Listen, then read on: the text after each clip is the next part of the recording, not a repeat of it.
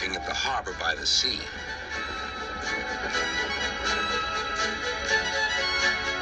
On a clear summer's night, there's no better place to be.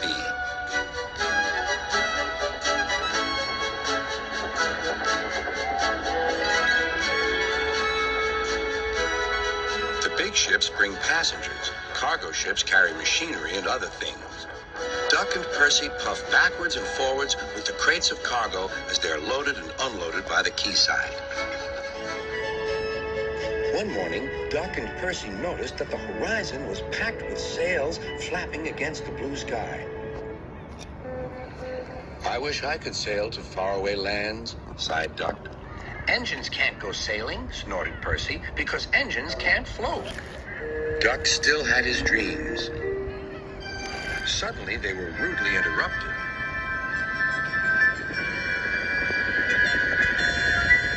Wakey, wakey, hovered Harold.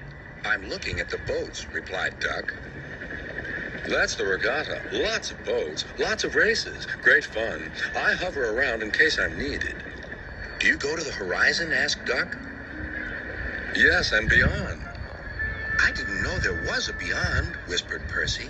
Do you go to other places at sea? Continued Duck. Certainly. I can land on ships, you know. Anywhere, anytime. Goodbye. Duck sighed.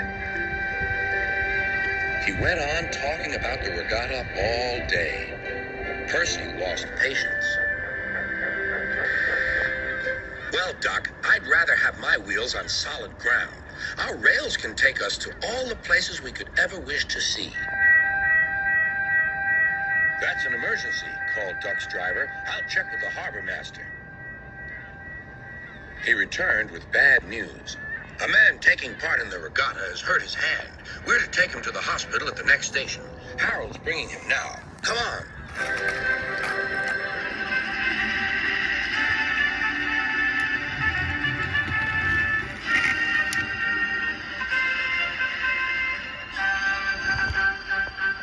Good to see you again, Duck, worded Harold as he landed carefully on the platform. The man was gently helped to safety. My job is to stay at sea in case of other emergencies. Otherwise, I would take this gentleman to hospital myself. Must fly. Goodbye.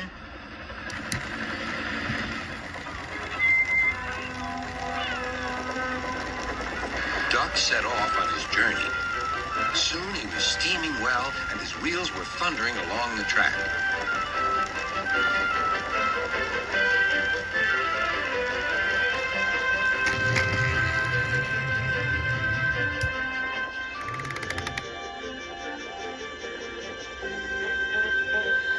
When they reached the station, the man thanked everyone, and Bertie got ready to take him to the hospital. You look splendid flying along the line, Duck, glowed Bertie. No wonder they called you Great Western. Thank you, Bertie. Percy's right, he thought to himself. Engines are happiest when their wheels are firmly on the rails. That night, Percy and Duck stayed a little longer at the quay. The air was warm and the sea calm. There's a shooting star, said Duck. Don't be daft, laughed Percy. It's Harold. Look, he's hovering overhead. Something fluttered down towards Duck. His driver caught it.